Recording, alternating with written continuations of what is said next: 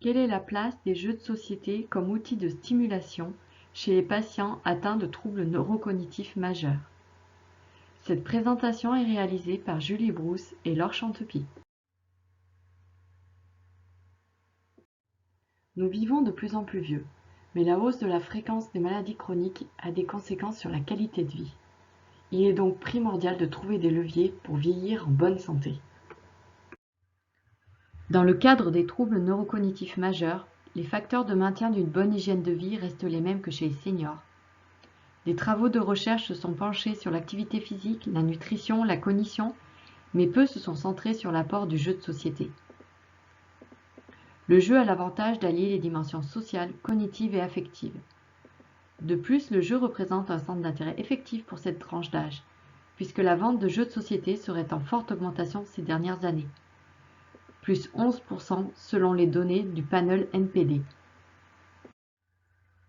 Le projet CAB a pour objectif d'adapter des jeux de société grand public en fonction des troubles que peuvent avoir les seniors et ensuite de tester leurs effets.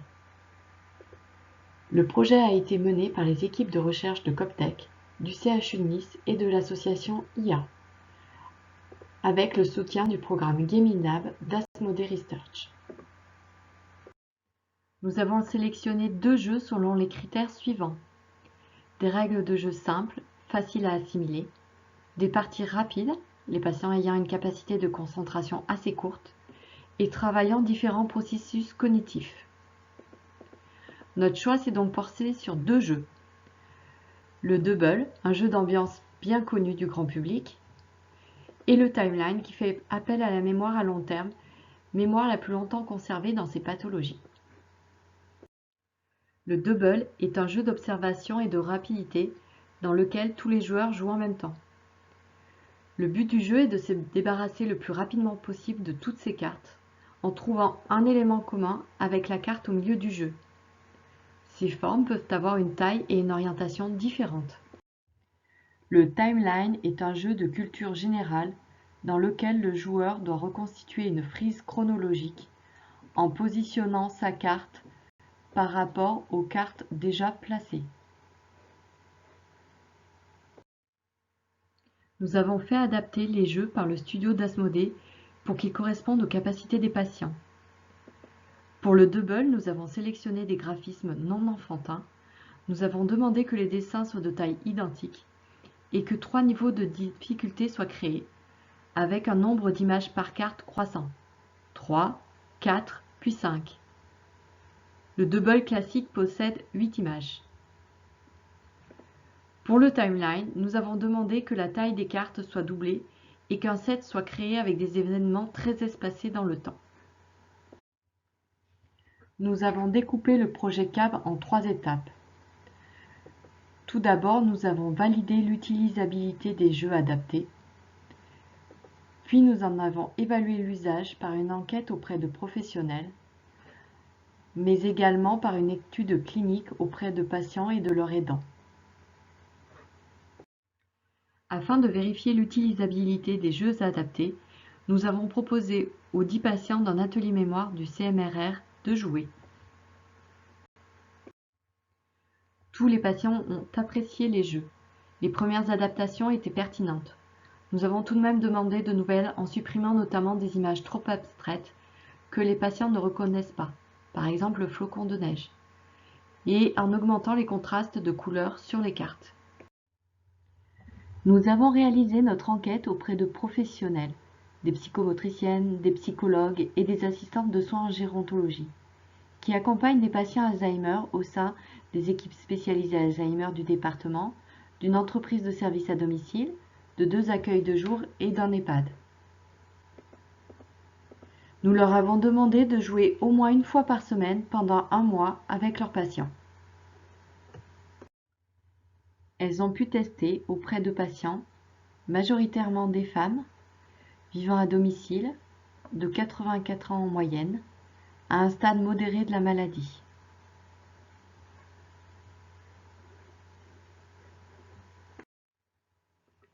Les patients ont majoritairement apprécié de jouer.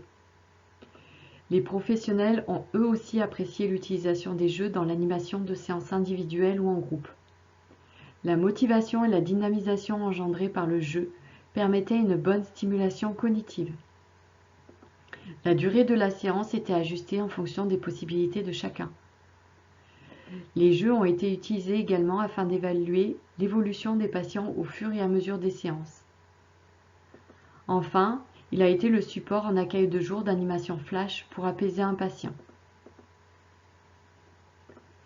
Les niveaux de difficulté ont permis l'apprentissage des règles, l'évitement de l'échec et l'adaptation à tous les niveaux de patients.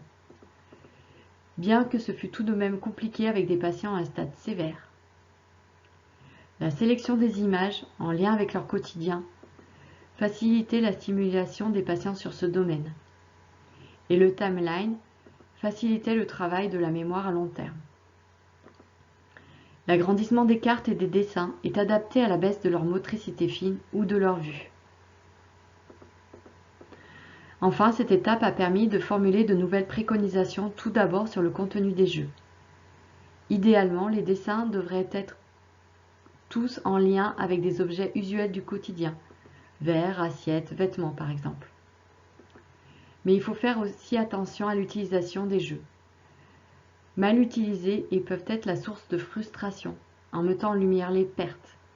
Le partenaire de jeu doit donc être formé, qu'il soit un proche ou un professionnel. L'étude clinique a porté sur 20 patients du centre de mémoire à un stade léger ou modéré, ainsi qu'à leurs aidants. Au démarrage, nous avons dispensé une courte formation aux aidants pour leur présenter les comportements adaptés et les attitudes à proscrire pendant le jeu. Ensuite, nous jouions à chaque jeu avec le couple patient-aidant afin de leur présenter les règles. Puis, ils partaient avec les jeux auxquels ils devaient jouer pendant 2 mois à raison d'1 fois par semaine.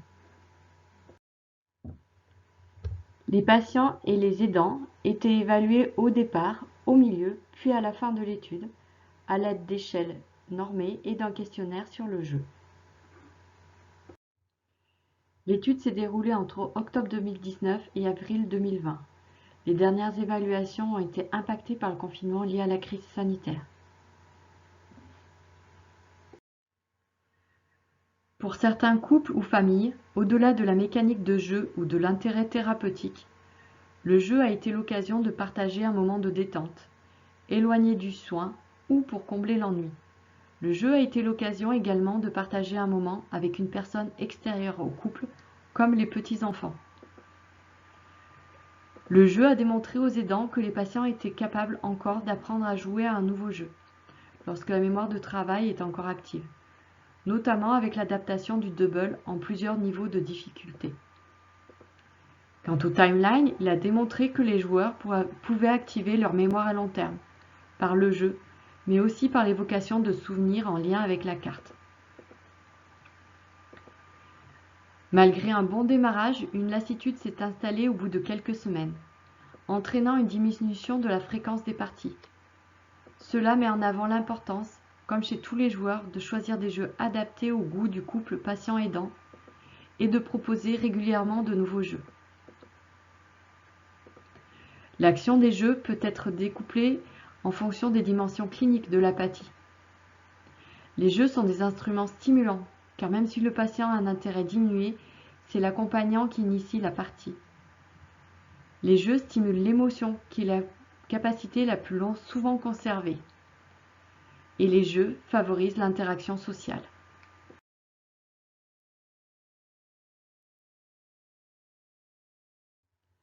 La vente de jeux de société est en pleine expansion.